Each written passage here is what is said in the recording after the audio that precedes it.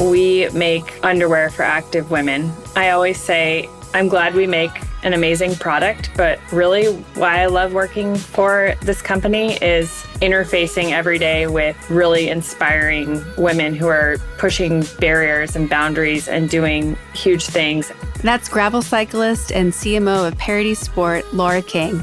I'm Cara Duffy, and this is the Powerful Ladies Podcast.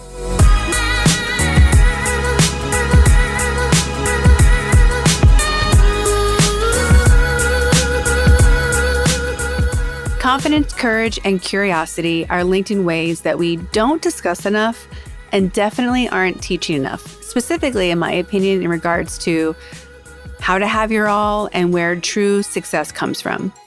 Today's guest, Laura King, is a professional cyclist, a brand ambassador, CMO at Parity Sport, one half of a cycling power couple, mother of two, and passionate outdoor community member who relies on those three words daily. She, along with her husband, have designed lives that are 100% in alignment with their values and passions. She's an example of how you can say yes to everything you want and build the structures to make it work along the way.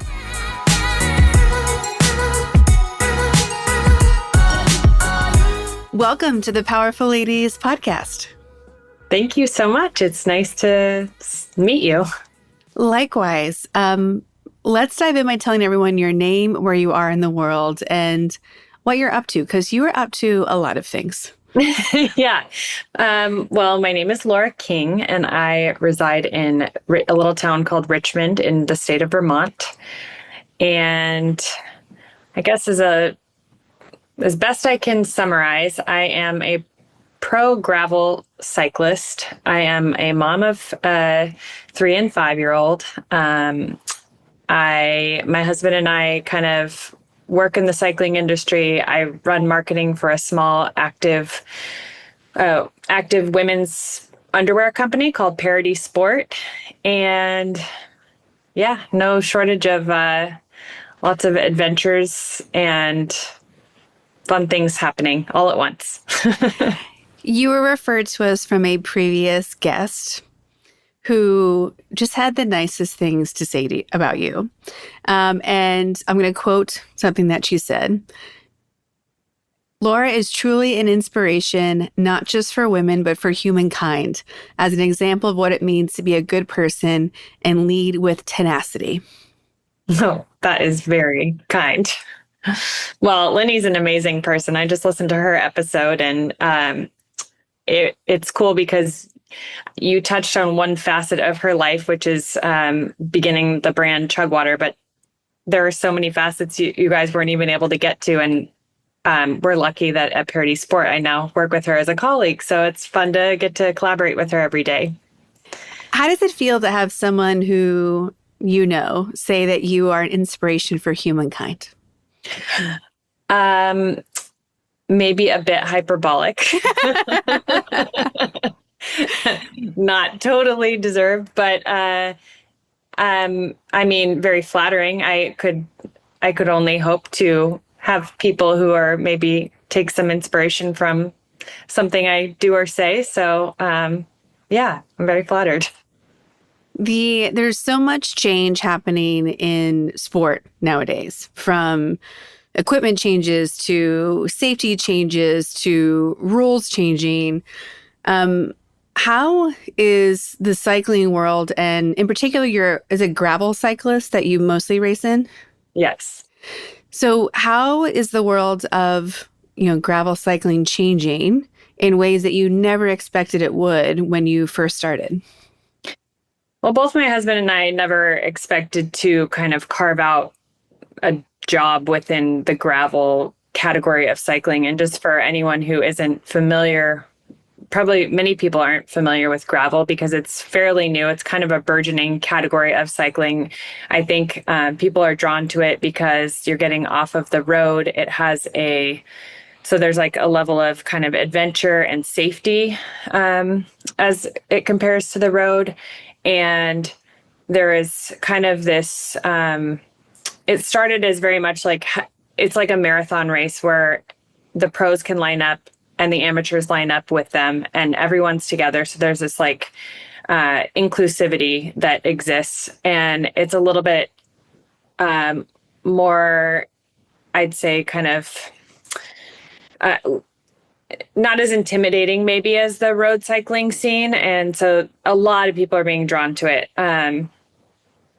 So sorry, your original question was what's changing? I think actually cycling is what's changing. It's almost it's, gosh, we're only like, I guess we're like 5 to 9 years into what is even being able to say gravel cycling as a thing. Like 9 years ago, wasn't even such a thing as like a gravel bike. And a gravel bike is kind of in between a road bike and a mountain bike. So, it's basically gravel is just means a category of cycling that is multi-terrain. So you can ride pavement, but you also hit dirt roads, sometimes single track. It's just kind of a variety of terrain.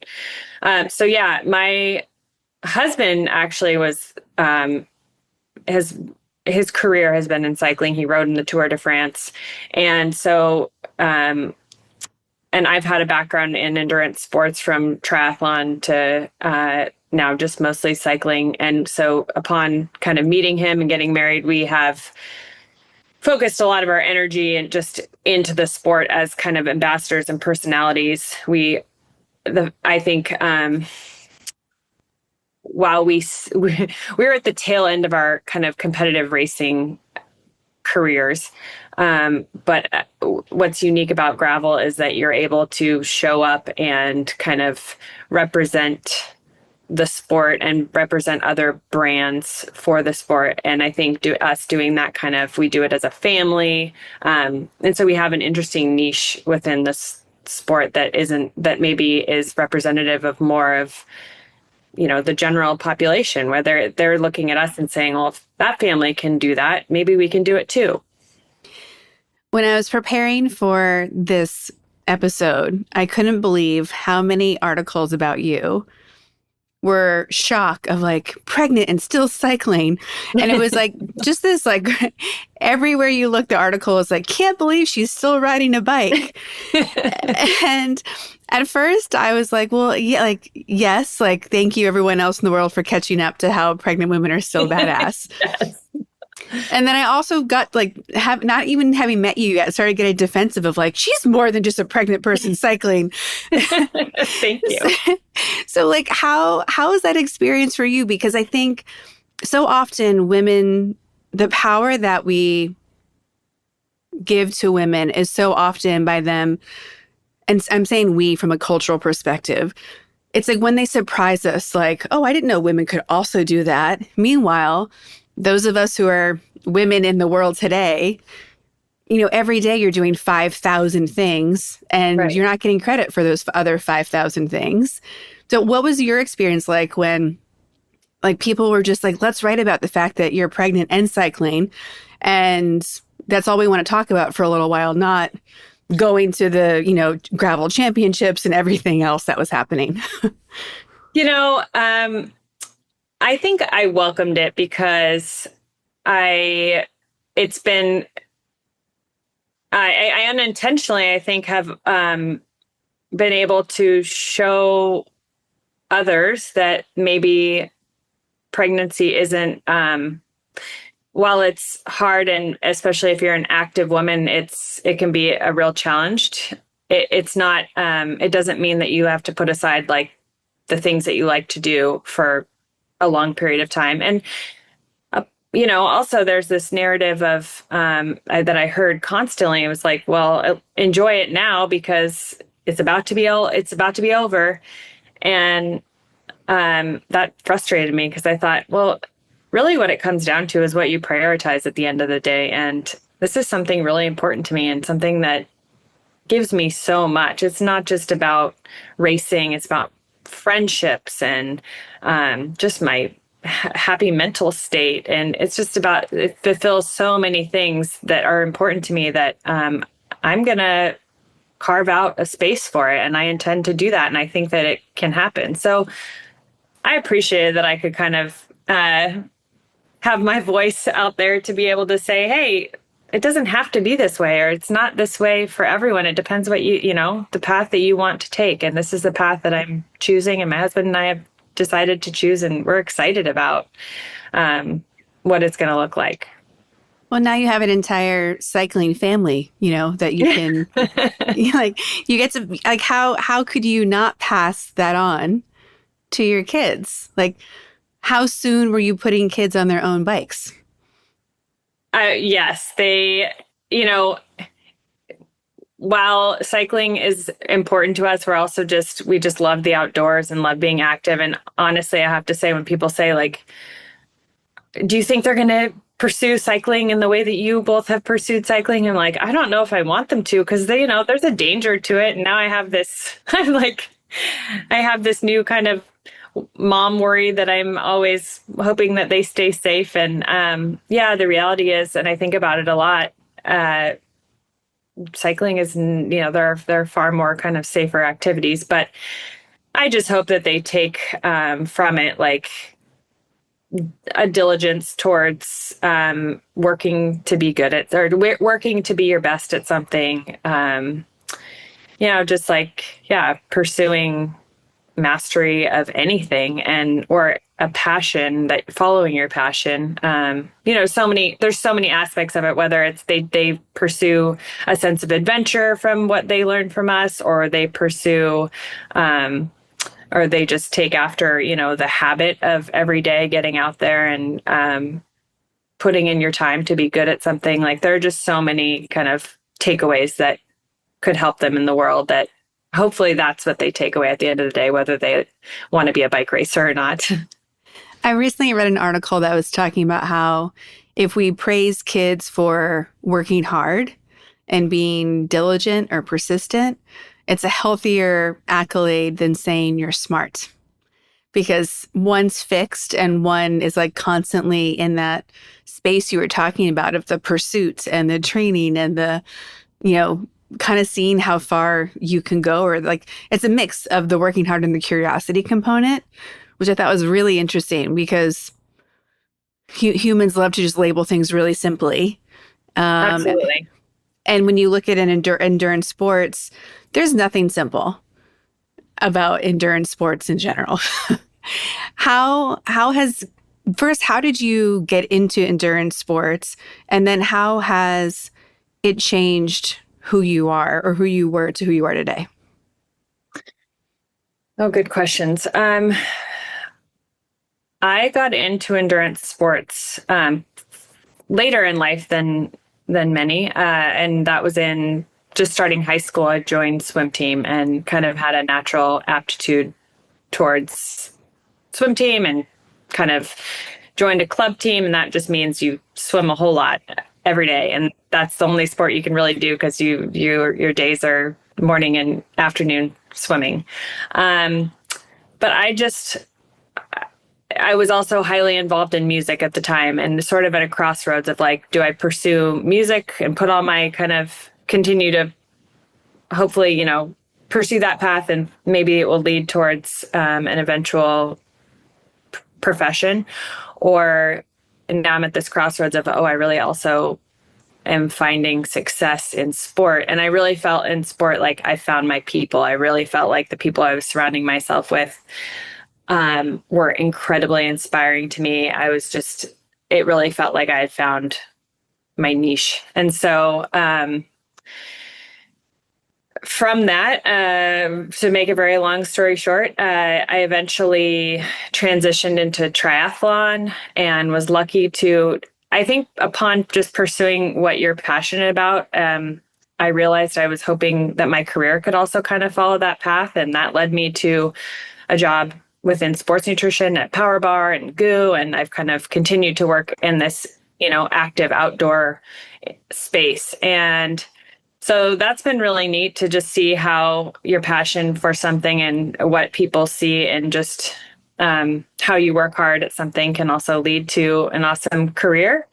And now remind me if I'm answering your question. Oh, yeah. I mean, my fault. I gave you a twofer. So how has the endurance component of the sports that you've chosen changed who you are, and Like just how has it changed you? Because I think that it's a different neurological lane than anything else. Yeah, one of the main things I would say is it's encouraged me every day to ask, to think big and to think of something that seems scary and outlandish to me. And then to ask, but what if you could do it? What would that look like? And that's how I kind of got started in triathlon. I did a sprint triathlon and that was scary to me. And then you ask, I just did that. Maybe I could do the next distance up, the Olympic distance. And then I said, well, maybe I could do a half Ironman. Those people that do Ironman are crazy. And then you do that. And every step along the way becomes like your eyes just become a little bit more open to the possibilities of something bigger. And I just have noticed over the span of my life, like I really thrive in seeing that goal out there and being scared of it and then pushing myself to go do it. Like another example this year, I have long avoided public speaking. I changed my major in college because I was so terrified of the prerequisite of taking a public speaking class. And just slowly over time have had jobs that pushed me a little bit to speak. And finally, 20 years later, culminated this year, I was asked to be a keynote speaker for this women's event, Nordic ski event, for like 250 women. And I was so flattered that they would ask me, didn't really feel qualified, but also thought my first inclination was to say, you don't want me to do that. No, you actually shouldn't have asked me. I'm not your person. But I was given enough of a span of time to prepare that I thought, Laura, why not? Take this time, prepare as well as you can and see what happens. And it's so similar to sport, but it was so scary and so daunting to me. And then so exhilarating to get to that point. And I felt like I didn't just do the thing, but I felt like I did it well. And, I get the same kind of fulfillment out of that process as I do within sport. So very often I'll have clients ask me, how can I be more confident? And I always come back to you have to be brave first. And most people don't want to be courageous and do something that scares them. And I think that's such a missed opportunity to know yourself in a different way, meet people you never would have met, see things you never would have seen. Do you think that you were born curious and courageous, or did something kind of push you into doing that more than not? Ooh. I think I'd have to lean towards a lot of it being innate. I think back from my youngest years, and anything I did, I wanted to do as best as I could and take it further and further. And I've always been a competitive person, so I think that that's helped drive that too. So yeah, I think a lot of it has been innate. I'm one of four girls. I'm the oldest of four girls, and I think being a part of a big family like that, we were all kind of, we all watch each other and are influenced by each other and motivated by what the other one's doing. So I think that's certainly been a motivating factor as well. I am also the oldest of four. Wow. not all girls. There's three girls and then a brother. But there is something very true about that birth order component. Yes. And I really think it's so interesting because I've never asked permission to do things. And I think it's so interesting to see younger siblings asking for permission first. And I'm like, what did all of us older siblings do to you where you think you need to ask before you just go? Or no one's also ever shown me, people have shown me how to do things, but I'm so open to just being I'll figure it out. Like, I don't need to know the how, the same way I see younger, like, different birth order siblings really wanting to like not mess up and know all the steps first. And I'm like, wow, I feel so lucky that I was, a firstborn, because those skills that are assigned to that, ranking stereotypically, I can't imagine living without them. Absolutely. I Yeah. do I think it feel makes like, us a little crazy, though. yeah, I fit the birth order description pretty closely. Yeah. You mentioned a lot of the community. Prior to my current jobs, I spent 20 years working in sport on the footwear and apparel side. Oh, And I loved it because we were working with athletes all the time. I was a college athlete until very recently. I would say I was still an athlete. But I just love the space of anything is possible. And when you're working with athletes to increase performance and increase what they can do, there's a level of, it's so different than working in fashion spaces where it's way more storytelling and less like prove you can do it type of a space. Like anyone can come if you want to get on the bike, get in the gravel and go. Whether you win or not is like another question down the line. But that community orientation, I wish people could feel it who haven't been a part of those groups. And businesses and sports kind of carry that through and have the privilege often of champion people to have it as a lifestyle and a profession. How would you describe the community to people who haven't had the experience? the community just like within the outdoor industry and Sure, yeah. That's a big question. I mean, I guess I'll just speaking about my job currently, we make underwear for active women. And I always say, I'm glad we make an amazing product, but really why I love working for this company is interfacing every day with really inspiring women who are pushing barriers and boundaries and doing huge things, and also connecting some of those women. We have an ambassador team of over 30 very inspirational athletes. And, I was just on a bike ride the other day saying, I can't believe it. Yesterday, I got to speak to this amazing woman who was on this crazy expedition to Baffin Island outside of Greenland, doing this trek across sea ice on skis and getting a first ascent of this rock climb, like just things that, I mean, that's an arena I don't have a lot of expertise or knowledge in, but I got off the call thinking, I can't believe I just got to spend an hour hearing this woman's story, being inspired by her.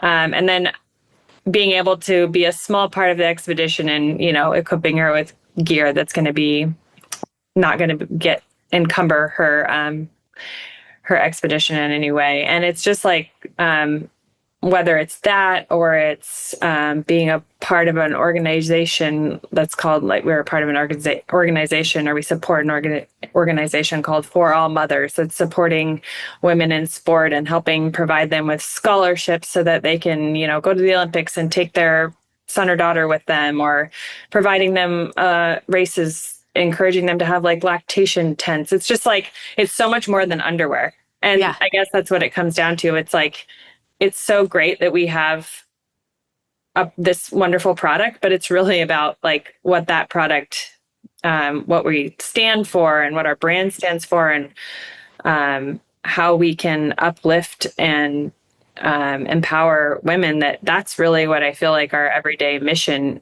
is. And through that, we have this business that feels like it's taking off and starting to thrive. And so that's really exciting. When you can put all those things together, it's like this magic formula. It's my favorite type of formula. There's so many businesses that I've worked with who are wondering why things aren't working anymore. And I go, guys, like, you don't have your soul as the core focus anymore. Like, ultimately, you guys are in a women's empowering business that happens to make underwear. Like, you could have inserted any product into that. I'm sure there'll be more that will be inserted as it goes on. But that And kind of authenticity is just, yes, it's so obvious. It's so obvious that we're using real people and real athletes in our imagery and in our storytelling. And, it's just like, that I, that comes across and people see whether it's real or not, and they're attracted to that realness. and people want to be in that inspiring, supported space. Like part of why Powerful Ladies even exists is I was so over either it being all bad news or only talking about women who had so much money that people couldn't ignore them anymore. And I'm like, there are so many women every day who are so much more inspiring. Not to take away from the people who get lots of media attention, but by any means. But I think it sets a precedent it makes it very hard for women to have self-confidence when the only option is like Beyonce or Taylor Swift, and that's it. Those are your two choices. If you don't hit that level, you haven't succeeded. And meanwhile, as you know, like all these women that you know from the community and from the athletes you're supporting, there are women that people have never heard of who are doing incredible things every day. And to them, it's just another regular day. True. It is so true. And I'm like, wow, it's a completely different headspace to be in. It's a completely different community to be a part of. And it dawned on me the other day, I was talking to a potential client who was really upset that they work with so many negative people. And I was like, wow, it kind of hit me. I'm like, I don't have people like that in my life. and they were like, I said it out loud and they were like, what? I'm like, yeah, of course people like come in, but they quickly get bounced out. I'm like, Yeah. no, there's not room for it because it just doesn't work in this bubble that I've created of community and network and friends and podcast guests and clients. Like everyone here like wants to have a great time, but wants to like follow their curiosities and figure it out and work together. And they were just like, that sounds unimaginable. It blows my mind that people don't choose what they can have. Exactly. What advice would you give to women who are debating getting into cycling at whatever age they are? Like, should they do it no matter how old they are? Should there be things that they're mindful about? That's a great question because my mom is 70 and talks to me sometimes about getting into cycling. I'm like, oh, please don't. She still thinks she's in a 30-year-old body. And I'm always like, Mom, you're going to hurt yourself. My mom is fearless. So that's what first comes to mind is like, unfortunately, the repercussions of falling off your bike are, exist. And there is a risk for injury. But it really just depends. Yeah. If you're drawn towards, endurance sports, it is what I do like about cycling. It is a lifelong sport. It is easy on your body. Some people are like aghast when I tell them how quickly I was back on the bike after having a baby. And I have to explain to them like, no, it's actually more gentle than walking. Like it supports your pelvis. It's a gentle exercise. A lot of times when you have surgery on your knee, that's like the first thing that for rehab, they have you get on a exercise bike. So, I love that. I'd say, the things to be aware of is it's a gear intensive sport. So it's not inexpensive to get into. So you do want to make sure that you are, that the investment will be worth it. So, testing it out or kind of having a bike to borrow or whatever, whatever could be helpful there is maybe, the way to go before like diving in and investing in all the gear all at once. But I'd say, one of the things that cycling is still a very male dominated sport. When I started gravel cycling my husband and I ran our own gravel event called Rooted Vermont for a number of years and were I had a personal mission to help, encourage more women in the sport. Most gravel events would get about a 20%. The women's field would be about 20% of the entire field. And so it's cool to see that some of, the things that I've kind of the projects I've worked on have also been with so many other women doing the same thing. So it's been this huge collective effort, but it has affected change. And now you're seeing sometimes 50-50 parity at cycling events. And the one thing, I think one barrier when we hosted a women's clinic weekend, the feedback we would get was, I only have my boyfriend to ride with, or my brother got me on a bike, but women were so hungry to learn from other women, to see other women as an example. We saw so often that when they would see another woman perform a certain skill, they had much more confidence that they could do it too. And so, I think that was a powerful lesson. And I think I would encourage any woman who is wanting to get into the sport to seek out those groups and to find other women who can inspire them, equip them, help them. They are out there, and there are people doing really great work to kind of encourage cycling to not feel so intimidating, because it can be really intimidating. It's just overwhelming with what you need to buy and where to go and route planning and what feels safe. So there's a lot of elements there that, just finding other women can really help break down those barriers. Whenever you're an athlete, it can be the only thing that your life includes. And you are married, you have a job, you have friends, you have 2 kids. You guys are both traveling a lot. Your husband has businesses. There's a lot. When you look at having to be family CEO, there's a lot happening. Yeah. What are tactical things that you do on a regular basis to make it all work for you? I have to brag about my husband a little bit, because I have never met a more kind of, he's extraordinary in how much he can balance and execute at a really high level, to the extent that I thought I was impressive in that regard. And then I met him. And so he definitely, just having another very capable partner certainly is a huge part of the formula and makes a lot of it possible. He's just very equal in carrying load, if not carrying more of the load sometimes. So that's amazing. I think some people just innately have a capacity for more, and he's one of those people.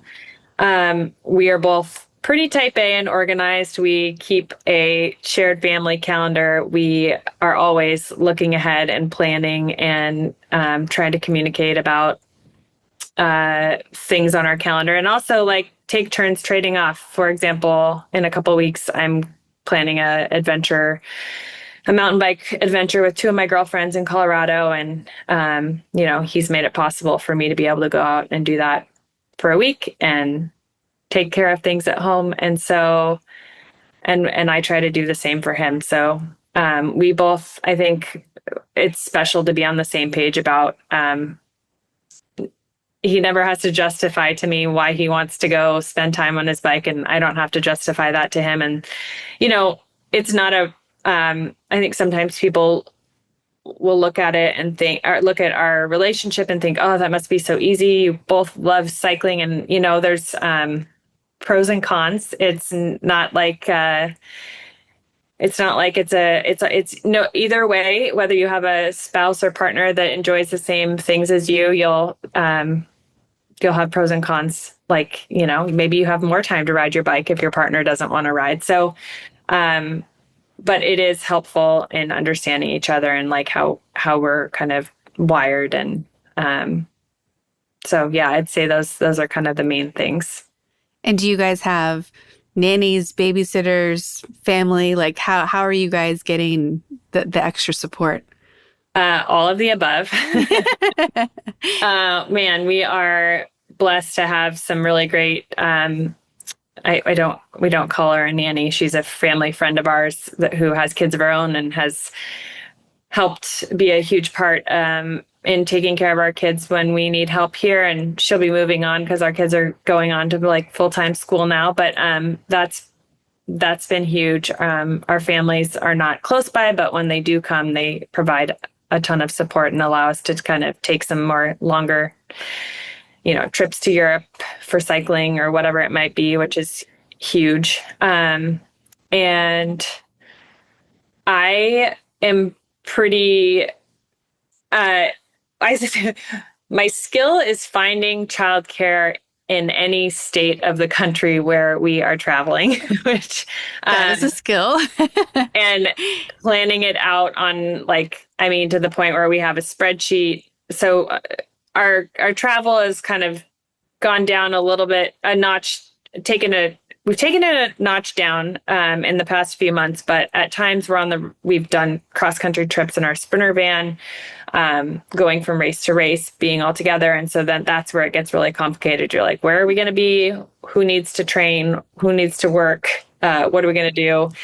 And yeah, there's a website called care.com that I've had amazing success with in finding childcare, or otherwise, very reputable childcare. And then also, we're the cycling world is so small and it's a complete community. So anywhere we're going, we often know people who have a recommendation, or the race directors kind of help us with a recommendation. And yeah, I've been proud that just with enough planning and time, we can really put together something that's workable and sustainable and allows us to be together as a family and still having all these adventures and still achieving our goals. And I'm also lucky with Parity Sport that the owner of the company has allowed me to also balance this other side of my life, and has this level of trust that I hope I've proven to her now that I can, just get my work done wherever I am in the country. And that's just sort of the cadence of how our life has been and what we're used to. So yeah, it's been fun to be able to make it all happen. It's not without its bumps sometimes, but I feel like we're just getting better and better at it as we go along and kind of learn from one year to the next. One of the methodologies in my coaching is something called the have your all method. And it really sounds like you and your husband have kind of mastered having as much of your all as you can.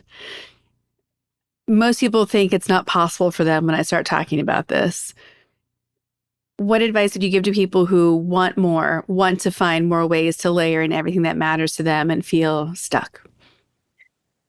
I feel like I just like to not necessarily assume that the way you see everyone else doing something has to be the way.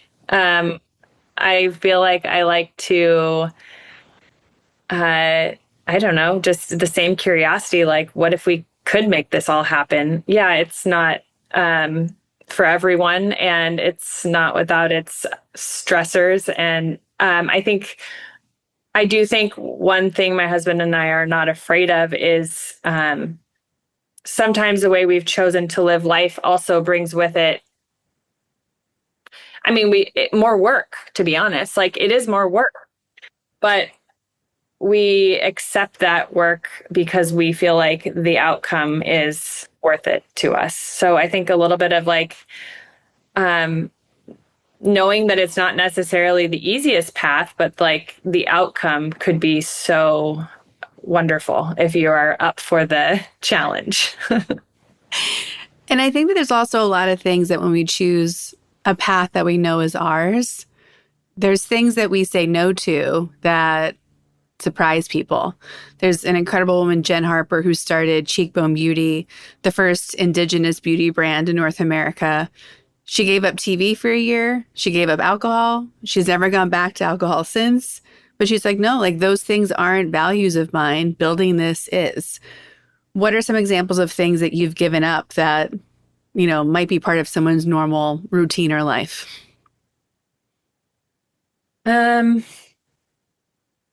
staying out late.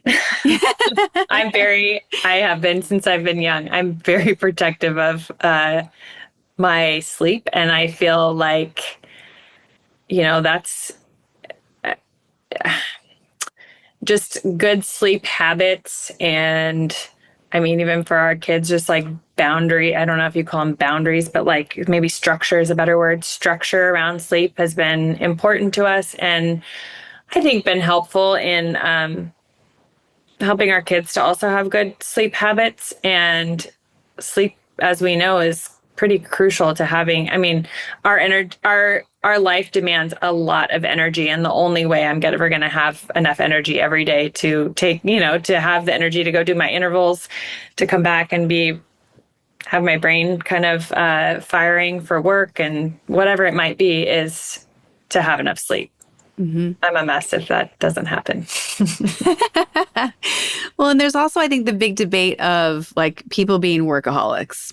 And I think that it's unhealthy to be a workaholic if the work that you're doing isn't work that, fills your soul, and it's not work that's aligned with your values.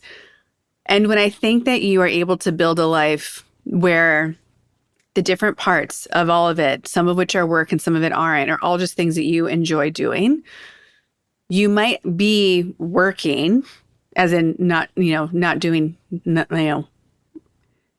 having leisure time might be limited because your day is so structured. And other people might think like, oh, like when do you ever relax? But I would argue that the life is much more full. It's just choosing the full that works for you versus a full that you are in jail to. Absolutely. I will say I never expected to find myself in Vermont. My husband and I lived in the Bay Area. That's where I met him. And moving to Vermont has very much helped us with our life balance. It is a place where we are on the go all the time. We're traveling. We're living a fast-paced life. And then I come home and I reset and everything slows down. And there is a different pace here, and there are different ideals that people have, and that, I feel like it's very much a place where people their values are around real interactions, meaningful interactions.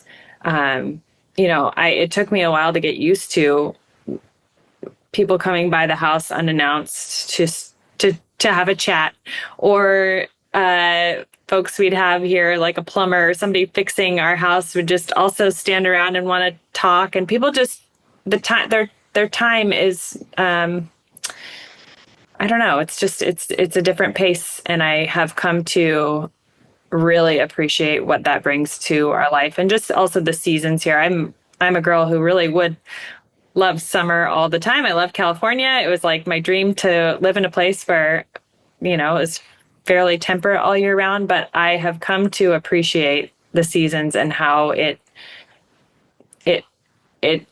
forces us to slow down. Winter here forces us to slow down. And I've realized over time, I'm a more healthy version of myself living in a place like this. So I miss the sun all the time, but I'm really appreciating like what that's brought to my life. I have the opposite, where I grew up in the Northeast and in New England, and I'm in Southern California now. And I crave the rhythm that the seasons give us. It's so easy for years to go by and you'd be like, I have no idea how long I've been here. I don't remember how old I am anymore. And there's something I think really healthy for like your own cyclical sense of time. Yes. When each season, what you do and where you go, like it changes. And even just the concept of the preparations that you have to do for different seasons.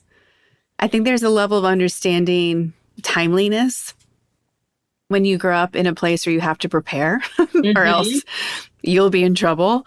And yeah, I think it's just ingrained in me to be like, oh, if we're going to do something, we do it now. Yeah. And everyone's like, well, why? What's the rush? I'm like, what do you mean? Like, there's always winter is coming. And they're like, what are you talking about? That must be where my husband got it. He's rubbed off on me now, but I've always just admired how he is you do not wait to do something, you do it now. Everything's immediately get it done now, so then you don't have it like looming over you. And Yeah. And if if it's a great idea that's fun and not like it doesn't need to be practical, it's like why would we wait for have fun also? yes, exactly. Yeah. When you think of the words powerful and ladies, how would you define them? And do their definitions change when they're next to each other?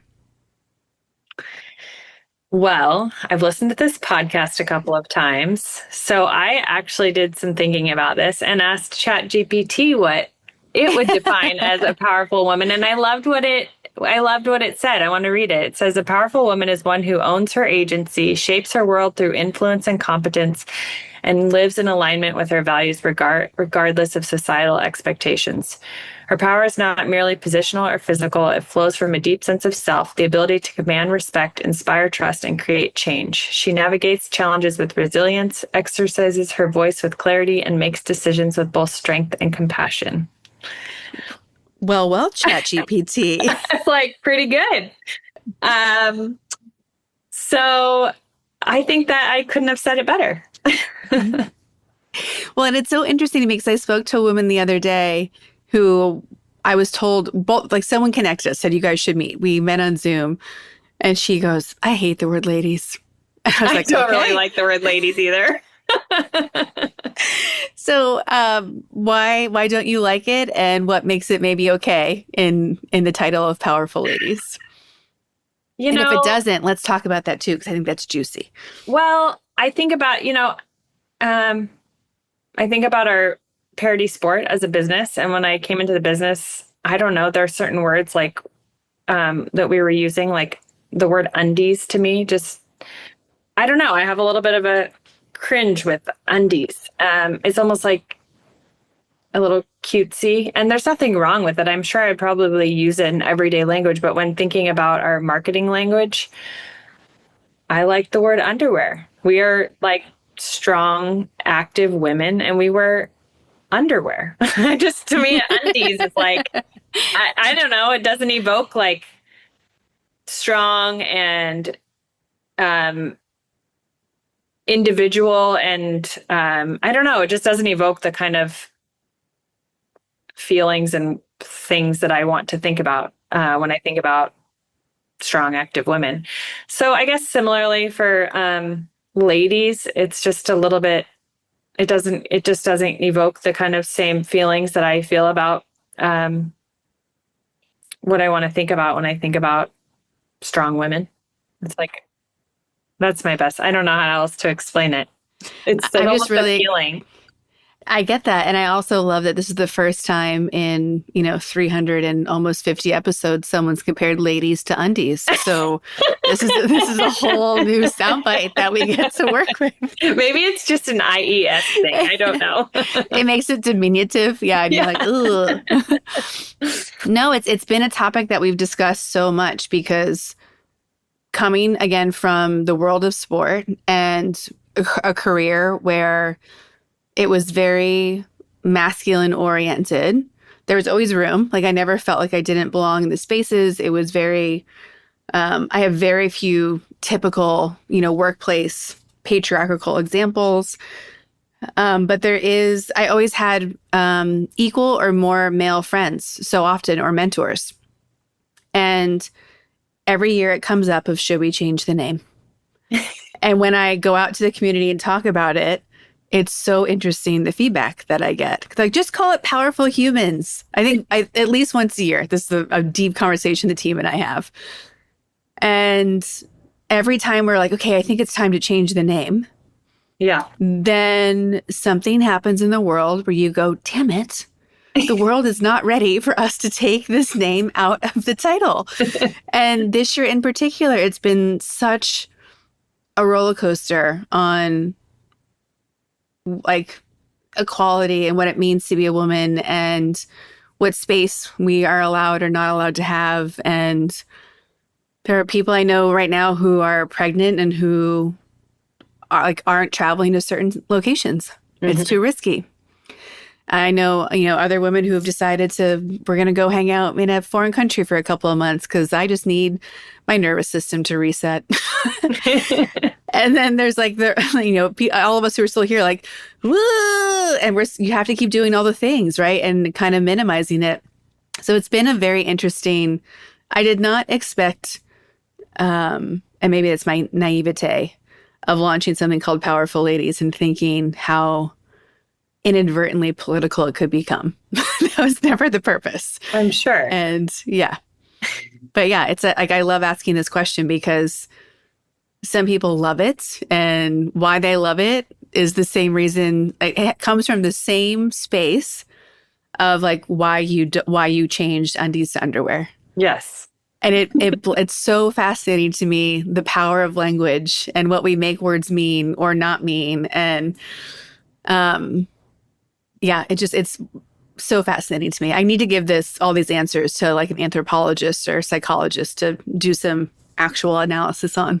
It's true. I mean, not everyone on our team had the same feelings as I did about the word undies. Some people thought there's nothing wrong with it. Why wouldn't we use it? So yeah, I understand.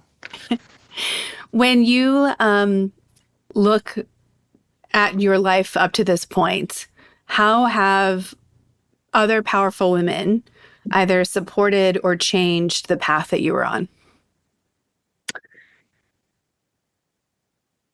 I feel, what is that quote? You are the average of the 5 people you spend the most time with.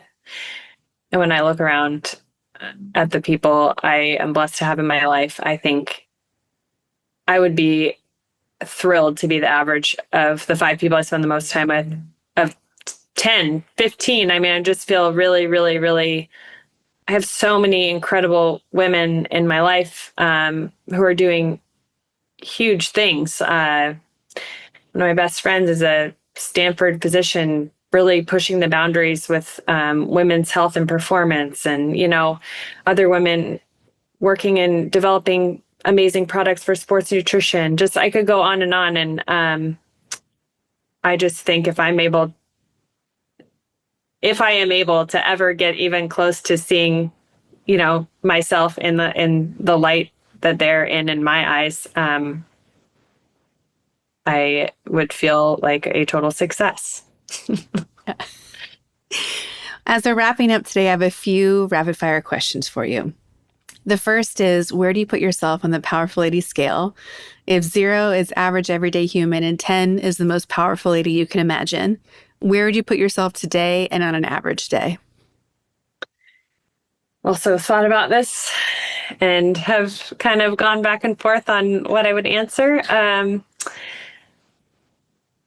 Well, considering the definition that I read to you, and also thinking in the context of if it's true that I am the average of the sum of these people that I spend time with, then I would give myself an 8, because I think there is always room to grow. But I am proud of, just looking back and seeing the trajectory of the growth that has happened and giving myself credit for that. And the kind of key elements that ChatGPT spit out were like, number 1 being self-mastery. She understands herself, manages her emotions, makes deliberate choices. 2, influence. She inspires, persuades, mobilizes others toward a vision. Resilience. She adapts and endures without losing her center. Integrity. Acts in alignment with her values, even under pressure. And then finally, courage. She's willing to stand apart, speak up, and take risks for what matters. Certainly, we all have areas in which we want to improve in those 5 categories, but I feel like I am also able to look at each one of those and tell you examples in the last year of, I think, where I've made progress, and I'm proud of myself for, becoming more resilient in certain areas. I would like to be more courageous and stand up and speak up and take risks for what matters, but I know that I also have made steps forward in becoming more courageous. So, Yeah, on an average, or I guess like you asked it today. So on an average day, oh gosh, I guess 8 does feel a little bit uh, high. But I also I'm gonna go with it. And I guess on a today, I didn't do anything out of the ordinary, extraordinary today. But I also think that like I look at there are women in my life who I could tell you, like I've just kind of given descriptions of, who to the rest of the world are doing amazing things. But there are also moms who have sacrificed their career and are spending time at home with their kids, and they're equally doing amazing things. And to maybe some people in the world, that might not be as like worthy of like some kind of, I don't know, like amazing title or kind of lauding their accomplishments. But my sister comes to mind. She's a mom of 4, and she inspires me every single day. She inspires me to be a better mom. She puts 100% effort into everything she does. So yeah, I think when I think of powerful women, it's not just the people who are succeeding in their profession, or it's all areas of life. And yeah. Agree. Yeah. It's like, how are you changing your home, your family, your street, your community, your industry, your town? Like the idea that it has to be this global impact measured on traditional success metrics is what I'm hoping we're breaking down with this podcast to some extent. And I think we're so hard as women on judging ourselves, and being someone who also comes from a competitive mindset. You're always looking at where the growth is versus where the successes have been. And that seems to be an innately and stereotypically like female oriented trait too, of like making things better, even if better is better sleep schedules, better meals, better quality time. Like we're always looking for the improvement, which I think is one of our superpowers too. Are you familiar with the Enneagram? Yes. I'm an Enneagram 3, which is like the achiever. Achiever. So I think I'm always trying to keep myself in check about that, because it is my natural proclivity to like want to achieve, especially as culture and the world kind of tells us what achieving is. And keeping in mind, like, it's not, achieving isn't always like, it is being an attentive and loving parent that raises wonderful human beings, and just like, keeping my priorities in check about that. So for everybody who wants to find support, cheer you on, follow you, get some, powerful underwear for themselves. Yes. Where can they do all those things? I'm probably most active on Instagram. My name's Laura Cameron King on there. Please visit ParadySport.com, which is Paradis. And I have to share, Marie Parody was an amazing woman who was the first woman to summit Mont Blanc. So that's what our company is named after. And you can use the code Laura20 for 20% off your first order. We're a really small team, but I am excited about just kind of like the space we're taking in the world of promoting and empowering women. So from the bottoms up. Yeah, I love it. Last question for today. What's on your wish list, manifest list? How can this incredible community give you the magic key you're looking for? On my manifest list, I guess, would be just finding new ways to push outside my comfort zone. I'm proud of the ways that I've done that in the past year. And it's so fun to see that growth is possible even as we continue to age. And I just continue to look for more ways to do that. And also just, I think one challenge as a family that is transient sometimes, we're all over the country, is just to stay rooted in community.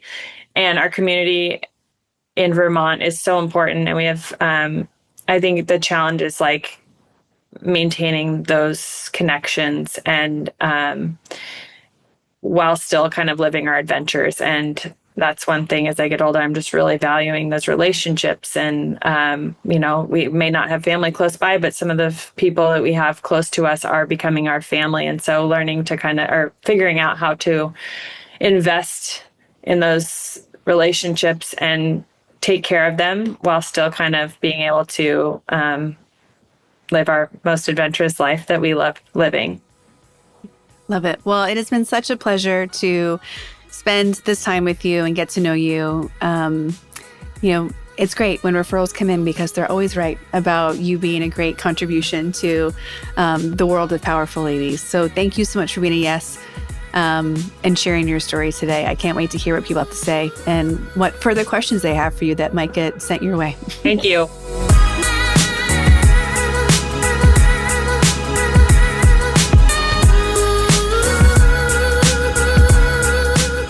Thanks for listening. If you enjoyed this episode, please subscribe and share it with a friend. Head to thepowerfulladies.com where you can find all the links to connect with Laura, Parity Sport, and follow her cycling adventures. Come hang out with Powerful Ladies on Instagram at Powerful Ladies, and you can find me and all of my socials at caraduffy.com. This episode was produced by Amanda Cass and engineered by Jordan Duffy. I'll be back next week with a brand new episode. Until then, I hope you're taking on being powerful in your life. Go be awesome and up to something you love.